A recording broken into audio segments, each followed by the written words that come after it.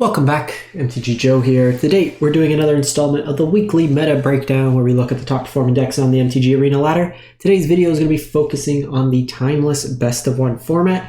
Most notably, this will be our first look at the format post the nerf of Fragment Reality, which kind of killed the Geist deck, thankfully.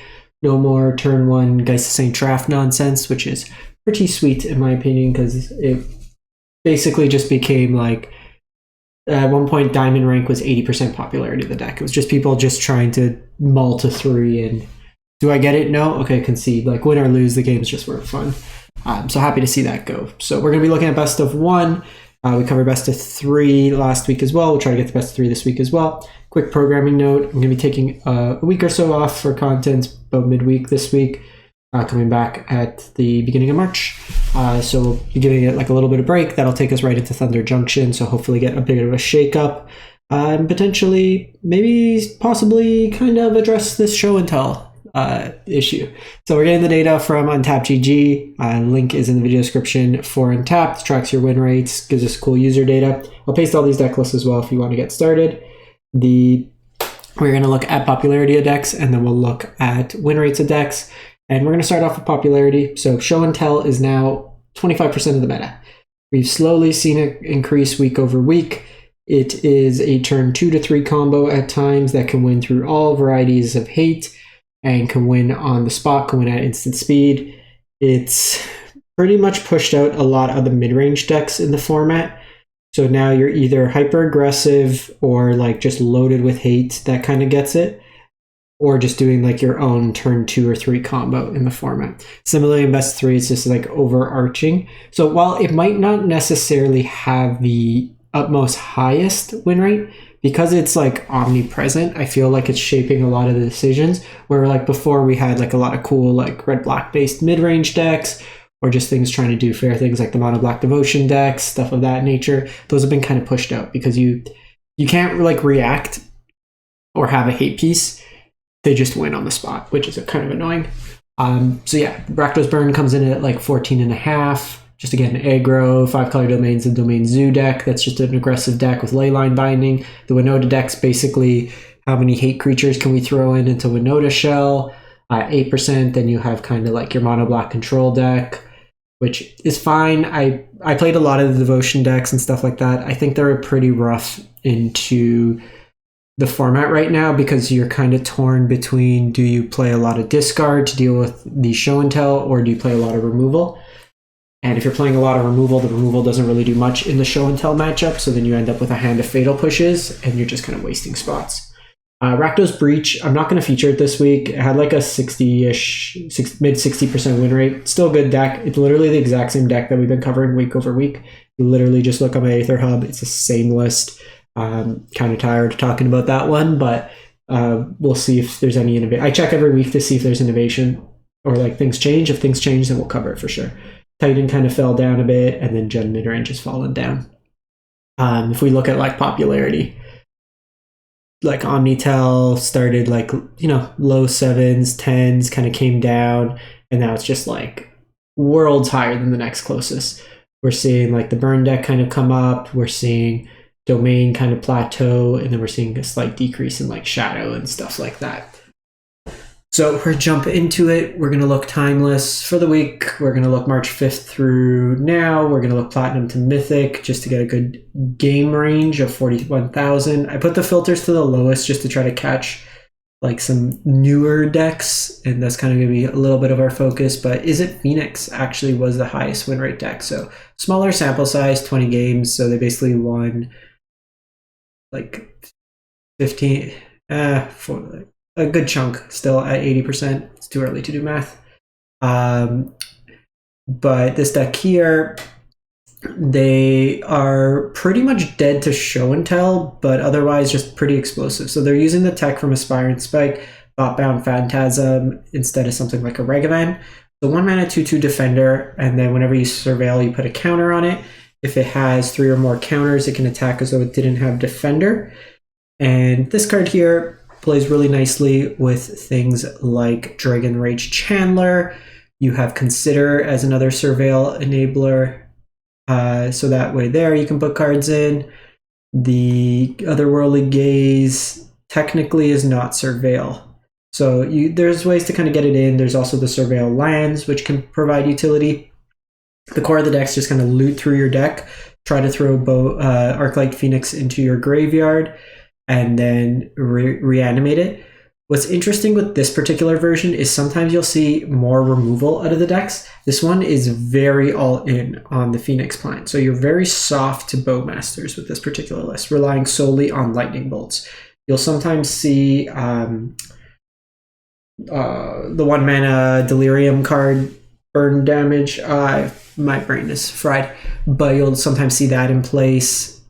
I think it is somewhat threat heavy in this particular version with the Thoughtbound Phantasm. I'd have to try it out, but that would be like the first concern, because like if you're looting and stuff like that and you don't have a way to answer the Bowmaster on the stack, it can be pretty rough. Also, interestingly, no Brainstorm in this list.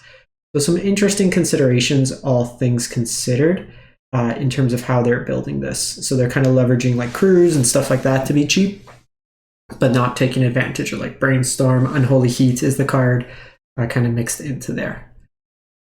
We then move on to 4-color Show and Tell. So 20 games, 80% win rate. So this is the highest of the versions. You'll sometimes see versions be on Born to the Winds as a way to win through instant speed interaction.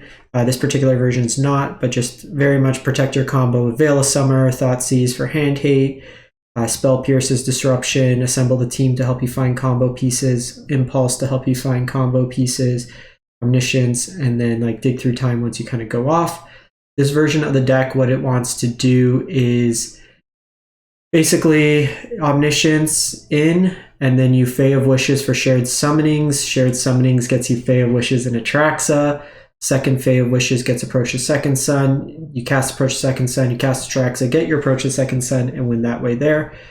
There's other just kind of hate pieces in here. Test of Talents, Tendrils of Agony can be used against like combo decks. You can storm off that way too, depending on what you have in hand is another win condition. And then Assassin's Trophy. So if they name something like Approach the Second Sun with like a Meddling Mage or something, you can also just win through Tendrils. Most of the time though, they should be like Meddling Mage, Show and Tell as the hit.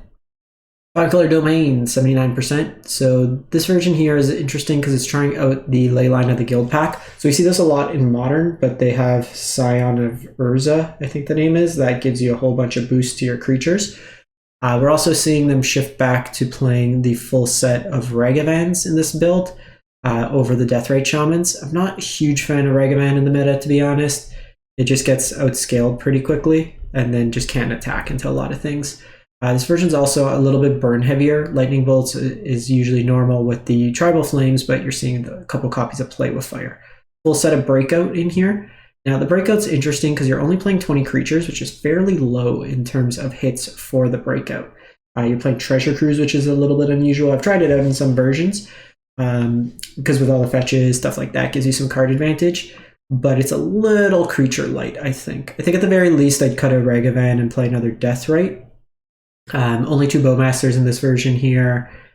So trimming a little bit on creatures, but kind of your hedge against the... So you can out-aggro the Show and Tell matchup, and then you also have Leyline that can come in and try to deal with that there. A little bit interesting, you usually don't see the Rafine's Tower or the Spar's Headquarter or the Zeotoras, to be honest. It's usually the Mardu Triumph and the Sultai Triumph. So just little kind of tweaks that you're noticing here. The double Stomping Ground. Usually you don't play Stomping Ground. There's fewer fetches in this version as well. So just little like nuance changes here and there with the list. And this is kind of why I like sometimes going down to these lower match counts.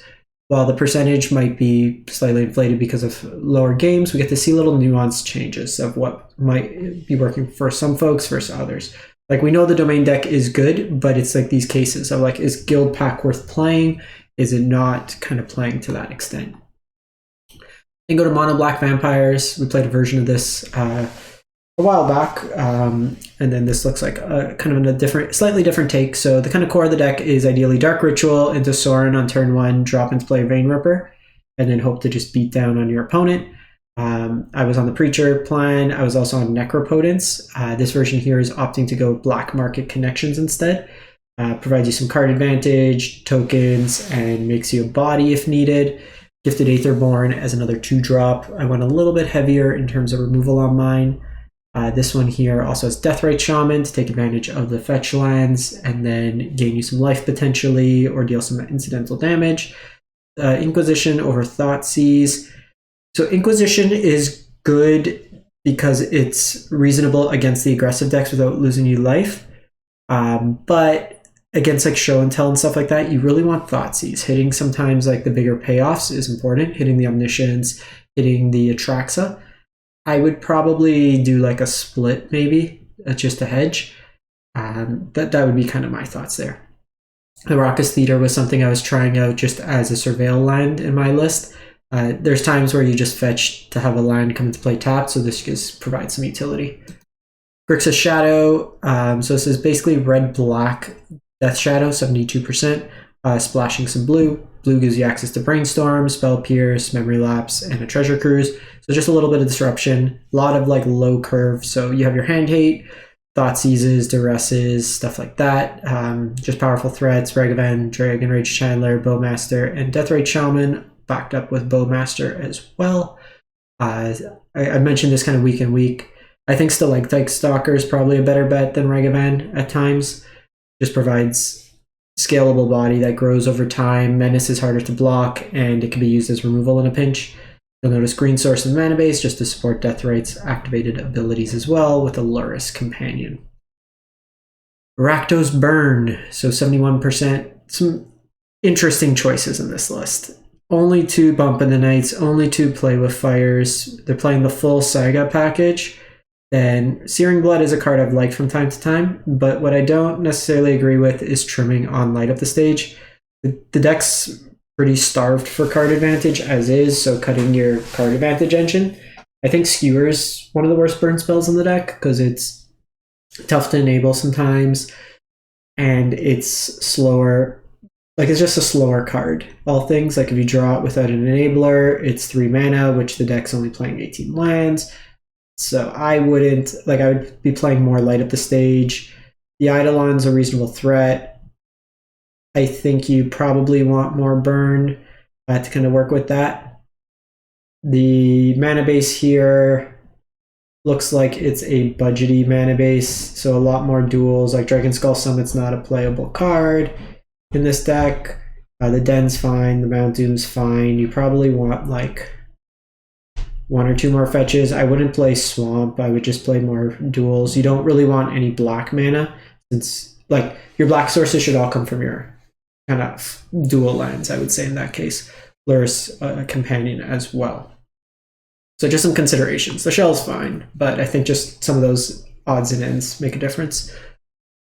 Mono Green Elves, another deck that we don't see too often, in part because it gets picked apart by Bowmaster, but can be very explosive. So Tribal Synergy, Allosaurus Shepherd pumps up your squad with a bunch of lands. Deathrite also happens to be an elf, which is strong. So just a bunch of like dorks. Gwynlin's Elite makes multiple bodies. Warmaster can make more bodies. You have a Lord in Leafcrown Visionary as well as Archdruid. Natural Order, kind of to like the Legacy style. So you're missing some cards from like Legacy Elves, but you can still Natural Order into Craterhoof. Cavern of Souls for Encounterable. You have the Overgrown Tomb as well for the Deathrite Shaman. Castle Garenbrig can really pump into the mana. So you can definitely win games, and I could see why you'd be stealing some games, just kind of overrunning. Interesting though, like no Collected Company in this version of the deck. So you're relying more on the Natural Order, but the Natural Order you need the existing board state. So better Finisher, I would say worse kind of Assembly. And that might be correct just because you're building out the deck, like trying to go as linear as possible. I haven't played much Elves, as you can tell from my extreme lack of wild cards committed to these cards. So it's something like this, because like these cards here, you only use it for these particular decks. So I'm a little less willing to spend, 4 mythics on Allosaurus Shepherds. Then go to Dimir Mill, 70%. So this version's attacking your opponent at a different angle. So you're using things like Rune Crab for removal, Founding can recast Glimpse or class the first one. Maddening Cacophony to mill. The Orb in here. Tasha's can take out huge chunks of these very low to the ground aggressive decks. Not as good as it's like Show and Tell. Mind you, you can hit some combo pieces. And you're just trying to mill. Some counters for like tempo elements as well, which is nice. I'd be interested to see how this kind of holds up against the more aggressive decks. You do only have 8 removal spells kind of in there. I feel like as soon as I would play this deck, I would run into Dredge, but interesting deck nonetheless. And then lastly, 5-color Winota. Like I mentioned, this deck's built to kind of hate on the Show and Tell deck. Boromir could shut it off the Omniscience. Grizzle Huntmaster finds you key cards. Winota, through all these kind of dorks, lets you cheat into play like Agent of Treacheries to steal stuff. You have the Natural Order package for like Prime Time or Atraxa. This version here is also kind of playing a Field of the Dead package, which is kind of interesting innovation. So attacking them from different angles, which is always kind of cool. Your sideboard for Grizzled Huntmaster, you got Giant Killer for removal, Haywire Might for artifact enchantment hate, Boromir for tax effects, the new Tajik from Alchemy just creates more bodies, Winota when you need it, Primeval Titan, and against some creature decks, Sarah's Emissary. So against, say, like field matchups, you can play this. Just decks that don't have an answer test, 7/7 is always pretty strong. So that is it for the week. Let me know what you've been playing, what you've been enjoying, and we'll catch you next time. Thanks for watching.